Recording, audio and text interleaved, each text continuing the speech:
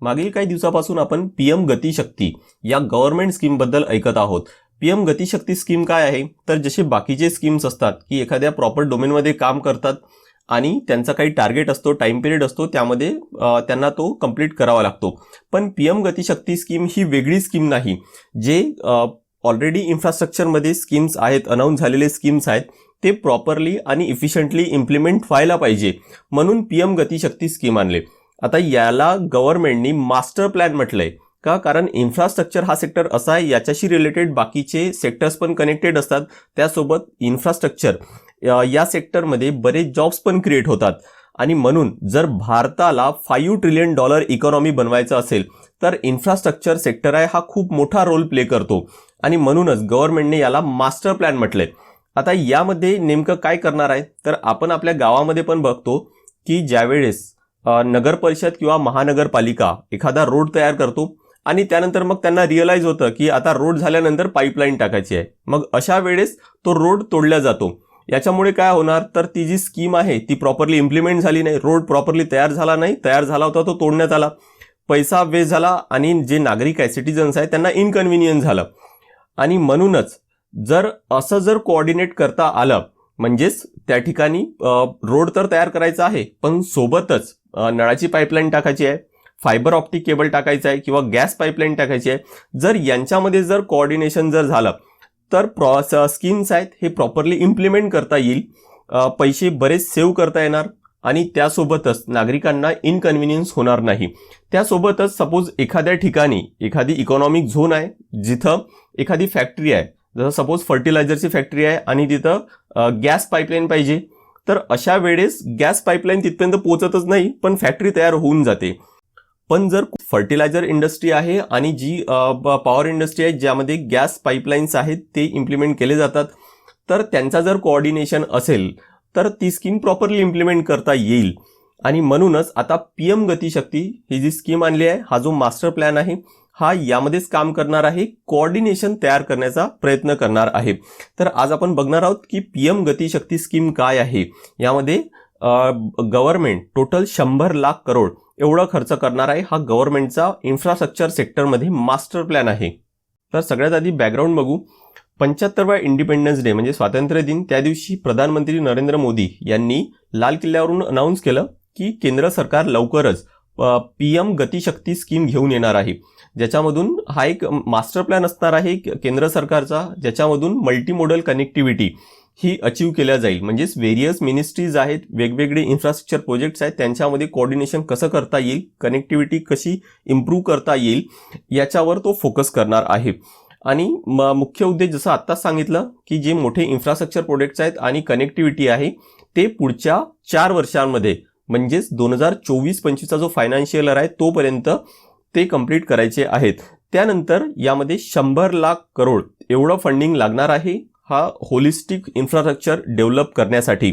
आणि मुख्य काम काय करणार आहे, तर आता जर सांगितलं की आतापर्यंत सगळे मिनिस्ट्रीज आहेत, डिपार्टमेंट्स आहेत, ते सायलोजमध्ये म्हणजेच आयसोलेशनमध्ये, म्हणजे प्रत्येक जण वेगवेगळं आपापलं काम करत होता आणि याच्यामुळे बरेच प्रॉब्लेम्स क्रिएट होत होते.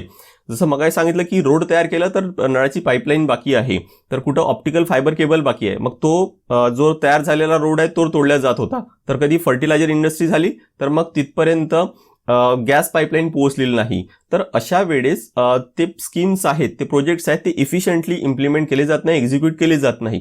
आणि म्हणून हे जे सायलोजमध्ये आतापर्यंत काम केले जात होते ते केले जाणार नाही.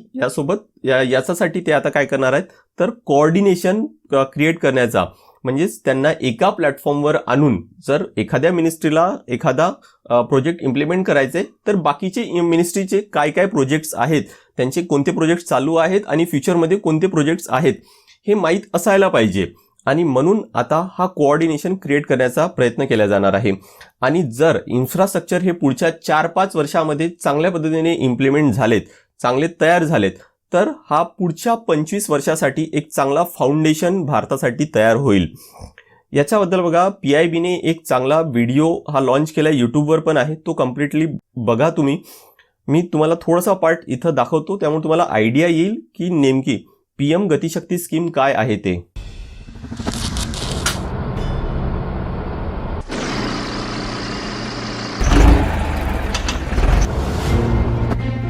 हम बचपन से हर गली, हर सड़क, हर चौराहे, हर गांव या हर शहर में ये सूचना पट्टी देखते और पढ़ते आए हैं।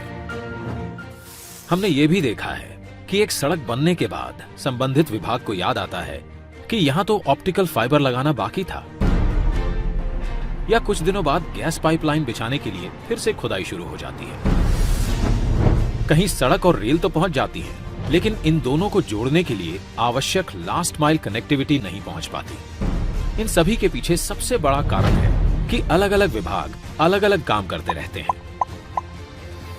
और इन सब का परिणाम प्रोजेक्ट के पूरा होने में देरी, लागत में वृद्धि और आम जनता को परेशानी। ऐसा भी देखा गया है कि एक प्रोजेक्ट तो पूरा हो गया, लेकिन दूसरे प्रोजेक्ट के साथ कोऑर्डिनेशन के अभाव से जन सामान्य को उसका पूरा लाभ नहीं मिल पाता है।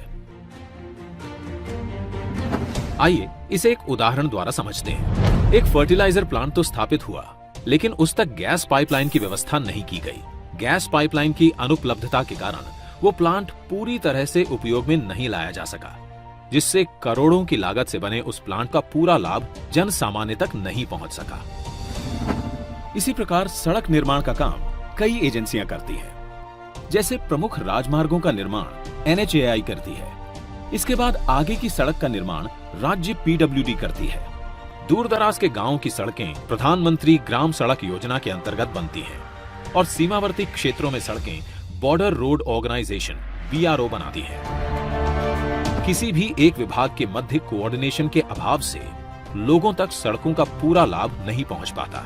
सरकार ने देखा कि इंटर डिपार्टमेंटल कोऑर्डिनेशन के अभाव से प्रोजेक्ट कंप्लीशन में बहुत विलंब होता आया है। सरकार के अलग अलग विभागों ने अपने सिस्टम को किया फास्ट ट्रैक। पिछले 7 सालों में माननीय प्रधानमंत्री श्री नरेंद्र मोदी जी के नेतृत्व में तमाम ऐसे प्रोजेक्ट्स बने हैं जिसमें सारे विभागों ने समन्वय के साथ काम किया, जिससे बड़े अच्छे परिणाम आए। जैसे कि रेल मंत्रालय ने कॉमन ड्राइंग अप्रूवल सिस्टम का गठन किया और उसे भी कर दिया ऑनलाइन, जिससे सारे अप्रूवल्स एक ही पोर्टल पर मिल जाएं। भारतीय रेल की इस गति से 6 महीने में मिलने वाले अप्रूवल्स अब 2 से 3 महीने में ही मिलने लगे हैं। इसी प्रकार पर्यावरणीय मंजूरियों के लिए भी 3 अलग अलग ऑनलाइन सुविधा आरंभ कर दी गई है, जिसके अप्रूवल्स में पहले करीब 2 साल का वक्त लगता था। अब यह अवधि घटकर महज कुछ महीनों की हो गई है। रोड परिवहन ने नए नेशनल हाईवे और एक्सप्रेसवे के राइट ऑफ वे के एक्विजिशन के साथ यूटिलिटी कॉरिडोर का एक्विजिशन करना शुरू कर दिया है, जिससे सड़क के साथ साथ optic fibre cable, telephone, power cables को भी साथ में बिछाया जा सके और उसके लिए अलग से राइट ऑफ वे एक्विजिशन करने की जरूरत ना पड़े। इन सारे प्रयासों से यूटिलिटी लगने में बहुत तेजी आ रही है और इनका लाभ जन सामान्य तक जल्द से जल्द पहुंच रहा है। इसी प्रकार दूर संचार विभाग ने राज्य सरकारों की मदद से राइट ऑफ वे के एक्विजिशन की प्रक्रिया को सरल बनाया है, जिससे टेलीफोन और OFC केबल डालने की प्रक्रिया तेज हो चुकी है और अब टेलीफोन और इंटरनेट कनेक्टिविटी गांव-गांव तक पहुंचाई जा रही है। अब समय है इन प्रयासों को इंस्टीट्यूशनलाइज करने का। जब देश आजादी का अमृत महोत्सव मना रहा है, तब समय है इन प्रयासों को गति देने का, शक्ति देने का। इस बार लाल किले से प्रधानमंत्री जी ने कहा, भारत को आधुनिक इंफ्रास्ट्रक्चर के साथ ही इंफ्रास्ट्रक्चर निर्माण में होलिस्टिक अप्रोच, इंटीग्रेटेड अप्रोच अपनाने की बहुत जरूरत है। आने वाले कुछ ही समय में प्रधानमंत्री गति शक्ति का नेशनल मास्टर प्लान करोड़ों देशवासियों को सपना करने वाली एक बहुत बड़ी योजना लेकर के हम आपके सामने आने वाले हैं। लाखों नौजवानों के लिए रोजगार के नए अवसर लेकर के आने वाली है। विकास में गति की नई इंटीग्रेटेड और होलिस्टिक अप्रोच की शक्ति, यानी कि प्रधानमंत्री Gati Shakti, national master plan for multi modal connectivity. तर PM गती शक्ती स्कीम काय आहे हे व्हिडिओमध्ये लक्षात आलं असेल, तिथं फार चांगलं समजून सांगितलंय विथ एक्झाम्पल।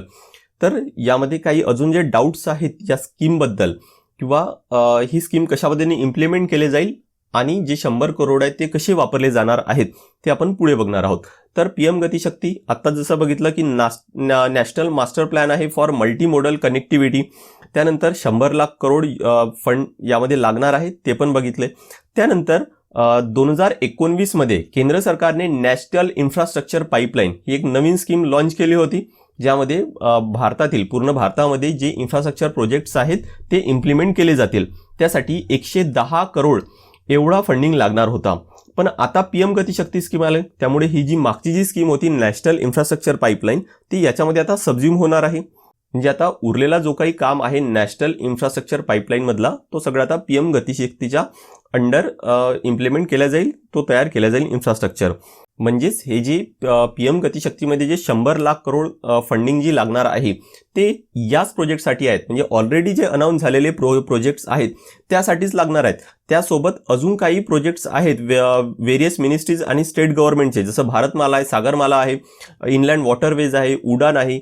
हे सगळे जे स्कीम्स आहेत हे इन्फ्रास्ट्रक्चरशी रिलेटेड आहेत. ते पण ऑलरेडी अनाऊन्स झाले, त्यांच्यासाठी पण पैसे ऑलरेडी अलोकेट झाले. तर ते सगळेच पैसे म्हणजे कोणते आहेत तर हे 100 लाख करोड आहेत, हे वेगळे कोणते पैसे नाहीत. सोबत याच्यासोबत अजून काही नवीन टार्गेट्स गव्हर्नमेंटने फिक्स केलेले आहेत, ते पण या 100 लाख करोड मधूनच अचीव केले जाणार आहेत. तर एक लक्षात ठेवा की 100 लाख करोड आहेत हे जे मागचे ऑलरेडी अनाऊन्स स्कीम आहेत त्यासाठी पण वापरले जाणार आहेतच, आणि नवीन काही टार्गेट्स आहेत त्याच्यासाठी पण वापरले जातील. त्यानंतर आहे की याच्यामध्ये टोटल 16 मिनिस्ट्रीज ज्या इन्फ्रास्ट्रक्चरशी रिलेटेड आहेत अशा टोटल 16 मिनिस्ट्रीज आहेत ते एकत्र येणार आहेत. आणि इम्पॉर्टंट काय तर हे एकत्र कुठे येतील किंवा त्यांचा जो कोऑर्डिनेशन आहे हा कसा तयार करण्यात येईल, तर इस्रोद्वारे एक डिजिटल प्लॅटफॉर्म तयार केलंय. त्या प्लॅटफॉर्मवर हे सगळे 16 मिनिस्ट्रीज येतील. त्यांना बघता येईल की कोणत्या मिनिस्ट्रीचा कोणता काम चालू आहे, कोणत्या एरियामध्ये चालू आहे, त्यांचे real time high resolution satellite images पण बघता येईल. सोबत युटिलिटीज पण असतील, म्हणजे इमेजेस आहेत किंवा त्यांच्याशी रिलेटेड टूल आहे किंवा काम आहे आणि तो काम किती कंप्लीट झालाय, पुढे कधीपर्यंत त्याचा टाइम लिमिट काय आहे, ह्या सगळ्या गोष्टी त्या डिजिटल प्लॅटफॉर्मवर बघता येईल. आणि याचा फायदा काय होणार तर एखादी मिनिस्ट्री आहे त्याला आता काम चालू करायचंय पण त्या एरियामध्ये दुसऱ्या मिनिस्ट्रीचं काम चालू आहे, तर अशा वेळेस त्यांना कोऑर्डिनेट करता येईल, कॉन्टॅक्ट करता येईल एका मिनिस्ट्रीचा दुसऱ्या मिनिस्ट्री सोबत, एका डिपार्टमेंटचा दुसऱ्या डिपार्टमेंट सोबत किंवा सेंट्रल गव्हर्नमेंटचा स्टेट गव्हर्नमेंट सोबत पण. त्यानंतर आहे की इकॉनॉमिक झोन्स आहेत ते पण कनेक्ट करता येईल. एखाद्या एरियामधून नवीन नॅशनल हायवे तयार होत आहे किंवा नवीन रेल्वे लाईन ही इम्प्लिमेंट केल्या जात आहे, तयार केली जात आहे, तर अशा वेळेस तिथं इकॉनॉमिक झोन आहे की नाही हे पण बघण्यात येईल. आणि ते आहे तर त्या इकॉनॉमिक झोनला पण बेनिफिट व्हायला पाहिजे या दृष्टीने पण ते जे रोड आहेत किंवा रेल्वे लाईन आहे ते इम्प्लिमेंट केल्या जाईल, ती तयार केल्या जाईल. याच्यामुळे ऑब्व्हियस आहे की जो इंडियन बिझनेस आहे त्याला फायदा होईल आणि भारतामध्ये ईज ऑफ डुईंग बिझनेस आहे तो इम्प्रूव्ह होईल. कॉम्पिटिशन आहे बिझनेसमध्ये ती पण इम्प्रूव्ह होईल. आणि जसं मगाशी सांगितलं की याच्या सोबतच म्हणजे ऑलरेडी काही स्कीम्स आहेत ते तर अनाऊन्स झालेले आहेत, ते आता या स्कीमच्या अंडर इम्प्लिमेंट केल्या जातील, पण सोबत काही गव्हर्नमेंटने नवीन टार्गेट्स पण सेट केलेत. ते टार्गेट्स कोणकोणते आहेत तर नवीन 11 इंडस्ट्रियल कॉरिडॉर्स तयार केले जाणार आहेत आणि 2 डिफेन्स कॉरिडॉर्स तयार केले जाणार आहेत. त्यानंतर आहे 2 लाख रूट किलोमीटर्स एवढा नॅशनल हायवे तयार केले जाणार. बघा हे सगळे जे टार्गेट्स आहेत पुढच्या 4 वर्षांसाठी आहेत, म्हणजे फायनान्शियल इयर 2024-25 पर्यंतच. नेक्स्ट टार्गेट आहे की 220 एअरपोर्ट्स, हेलिपोर्ट्स आणि वॉटर एअरोड्रोम्स आहेत ते इम्प्लिमेंट केले जातील, ते तयार केले जातील. वॉटर एअरोड्रोम्स काय आहेत तर पाण्यावर जे छोटी विमान्स असतात जे एकतर लॉजिस्टिकसाठी किंवा मग टुरिझमसाठी वापरले जातात, ते पाण्यावर किंवा लँडवर म्हणजे जमिनीवर दोन्ही ठिकाणी ते लँड करू शकतात, तर त्याला म्हणतात वॉटर एअरोड्रोम्स. तर ते वॉटर एअरड्रोम्स, एअरपोर्ट्स आणि हेलिपोर्ट्स असे टोटल 220 हे तयार केले जातील पुढच्या 4 वर्षात. नेक्स्ट टार्गेट आहे की नवीन 17,000 किलोमीटरची नवीन गॅस पाईपलाईन ही तयार केली जाईल. नेक्स्ट आहे की 109 pharma and medical device clusters हे तयार केले जातील आणि 90 टेक्स्टाईल क्लस्टर्स हे तयार केले जातील. नेक्स्ट टार्गेट आहे की 4,54,200 किलोमीटरचा पॉवर ट्रान्समिशन नेटवर्क हा तयार केला जाईल. म्हणजे इलेक्ट्रिसिटी ट्रान्समिट करण्यासाठी जो नेटवर्क असतो तो तयार केले जाणार आहे. So this is all from my side on this part of discussion. Thank you very much.